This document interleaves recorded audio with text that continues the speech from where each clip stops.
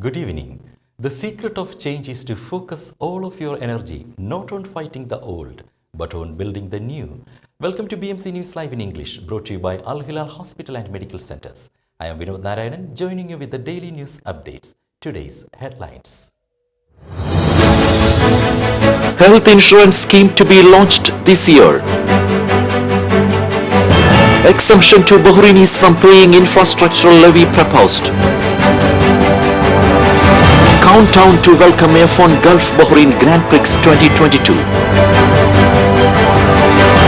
Saudi keeps travel suspended to 15 countries. China locks down city of 9 million amid new spike in cases.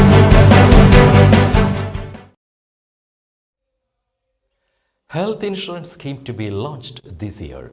The first phase of the National Health Insurance Scheme, Sahati, is to commence in the second quarter of this year with multiple bundles available for both citizens and residents. Health Minister Faiqa Al-Saleh said the project will be implemented in phases, starting with expatriates, while citizens will be enrolled by the beginning of next year. Exemption to Bahrainis from paying infrastructure levy proposed. Bahraini owners of properties could be exempted from paying infrastructure levy for demolition and reconstruction if a parliamentary proposal is approved. The 2015 Infrastructure Cost and Development Law already includes exemptions for properties owned by Bahrainis in current and new urban projects, extending to first-degree relatives. Bahrain to continue management of air traffic over Arabian Gulf's international waters following ICAO decision.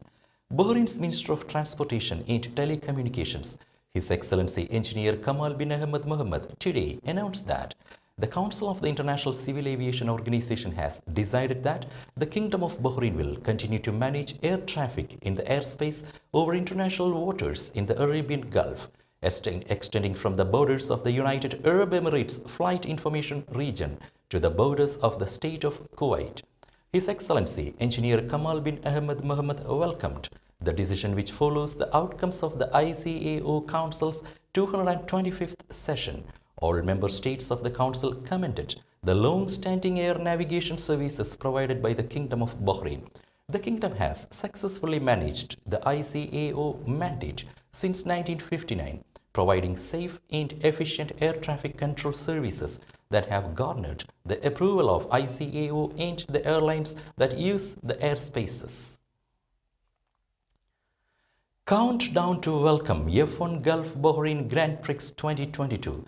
Gulf Air has started its countdown to be the title sponsor of the most important sporting event in the kingdom, the Formula One Gulf Air Bahrain Grand Prix 2022, which will take place between 18th to 20th March 2022. Gulf Air has been the title sponsor of the Bahrain Grand Prix since it made history in April 2004 as the first Formula One Grand Prix to be held in the Middle East. Education Minister honored Dr. Hanan Al-Buflasa. Education Minister and Chairman of the Board of Trustees of the University of Bahrain, Dr. Majid bin Ali Al-Nuaimi, received the head of the Physics Department at University of Bahrain, Dr. Hanan Mubarak Al-Buflasa. The minister congratulated Dr. Al-Buflasa on being designated by the United Nations Women as the most prominent scientist in the kingdom in the field of sustainability, environment and renewable energy on the occasion of the International Day of Women and Girls in Science. Dr. Al-Nuaimi commended the efforts exerted by Dr. Al-Buflasa in the renewable energy field, entitling her to receive such a prestigious international honoring, affirming University of Bahrain's interest in Bahraini scientific and research competencies across all knowledge fields. Ways to enhance Bahraini-Dutch cooperation in youth field discussed. Youth and Sports Affairs Minister Ayman bin Tawfiq Al-Mayed held a virtual meeting with the Dutch State Secretary for Health, Welfare and Sport, Martin van Ooijen. The two sides lauded the distinguished relations between Bahrain and the Netherlands in all fields, including the youth one, stressing the importance of further bolstering relations in the youth field. They also highlighted the major initiatives and programs launched to support the youth sector in both countries. They also discussed ways to enhance bilateral cooperation through the exchange of expertise and experiences so as to further boost the youth sector in the two friendly countries. Today's COVID updates.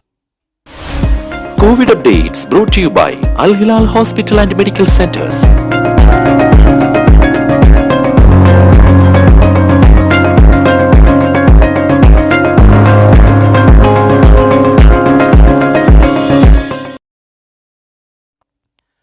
Delhi High Court took here plea seeking permission for 20,000 Ukraine returnee students to join Indian medical colleges, with the Indian government through its mission Operation Ganga almost completing the Herculean task of evacuating 20,000 of its medical students from war-torn Ukraine. Now the focus has shifted to the fate of their career. Pravasi Legal Cell, an NGO which has in the past successfully raised several issues pertaining to rights of NRIs, expatriates, immigrants and foreign returnees in various high courts and Supreme Court, has filed a petition in the Delhi High Court seeking a direction to the Centre and National Medical Commission to take appropriate steps to enable these students to resume their medical education in India from the stage from which their studies in Ukraine have been disrupted on account of the war. Delhi High Court is expected to hear the petition on March 21st. As per sources, the National Medical Commission is yet to decide on altering rules to assimilate the foreign students in India's medical colleges and universities and is likely to leave the decision to the government. There is no provision in the existing rules of the National Medical Commission to allow students from foreign countries who came in midway to complete their studies in India. Those who have completed medical examinations abroad can, however, do their internships in India, provided that clear India's Foreign Medical Graduate Entrance FMGE examination first. Pravasi Legal Cell Global President Advocate Jose Abraham and Bahrain country head Sudhir Tirunilath said in a press release. High oil prices, inflation bring fears of economic slowdown. With Brent crude climbing steadily towards $130 per barrel, fears of an economic slowdown and even a slip into recession have reared their heads among traders. Oil prices soared as soon as Russia invaded Ukraine. As the conflict escalated and the West began implementing sanctions on Moscow, fears grew over potential action against Russia's oil industry, which supplies around 7% of the world's crude and is the biggest exporter of crude oil and oil products taken together. The United States, the world's largest oil consumer as well as producer, booked an inflation rate of 7.5% for January, the highest in almost 40 years, and analysts now expect this to have risen closer to 8% in February. Now we will be back after a very short break.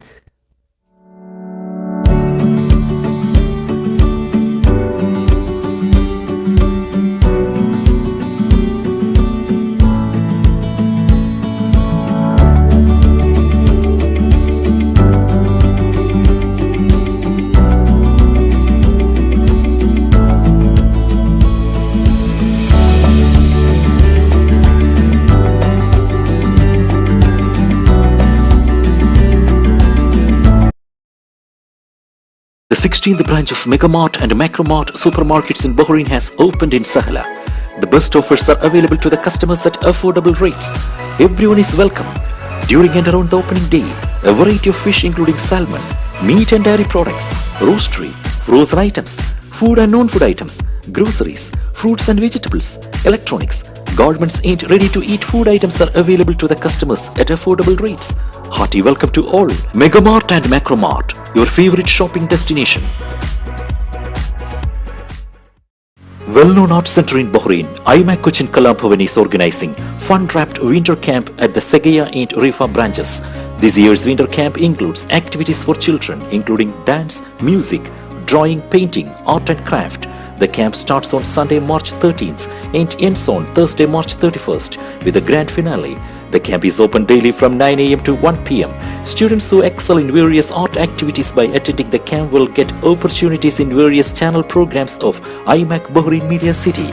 For more information, please call 3809-6845 17695607 and 38094806. You can also visit the website www.bahrainmediacity.com.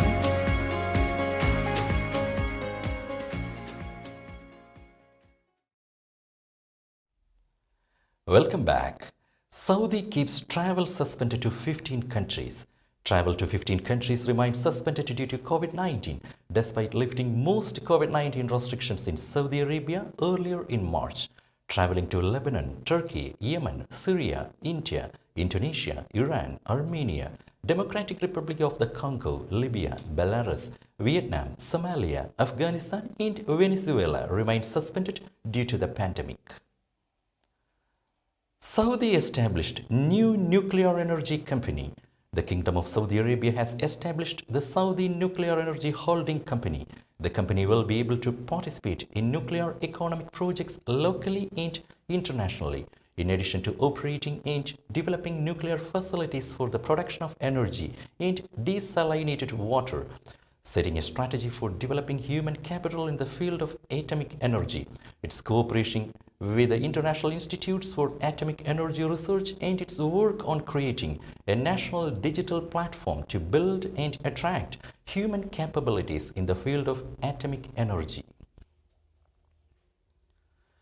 Russians seek to liquidate cryptocurrency in UAE.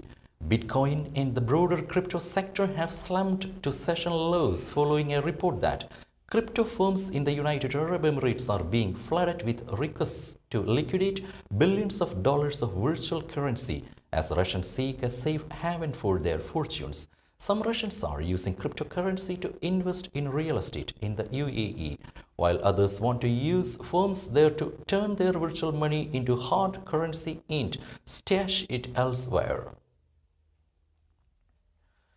China locks down city of 9 million amid new spike in cases.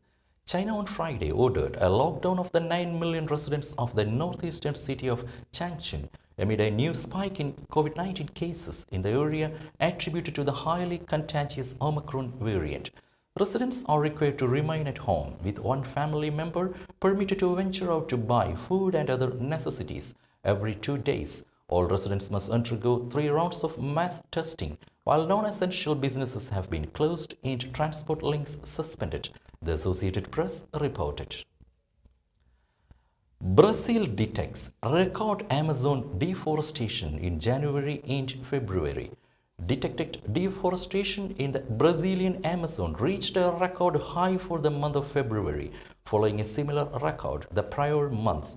Satellite alerts of deforestation in February corresponded to 199 square kilometers, the highest indicator for that month in 7 years of record keeping, and 62% more than in the same month in 2021, according to preliminary data from the Brazilian Space Agency's data monitoring system that were released on Friday.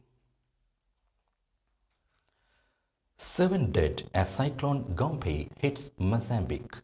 At least 7 people died at tropical cyclone Gompe made early morning landfall in Mozambique on Friday, packing wind speeds exceeding 200 km per hour that pummeled north and central areas of the country.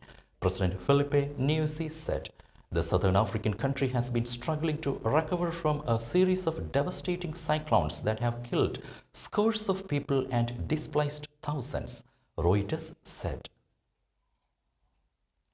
With that, we come to the end of today's news. Stay tuned for daily news updates in BMC News Live English at 7:30 p.m. every day. I'm Vinod Narayanan signing off from BMC News Live. Good night.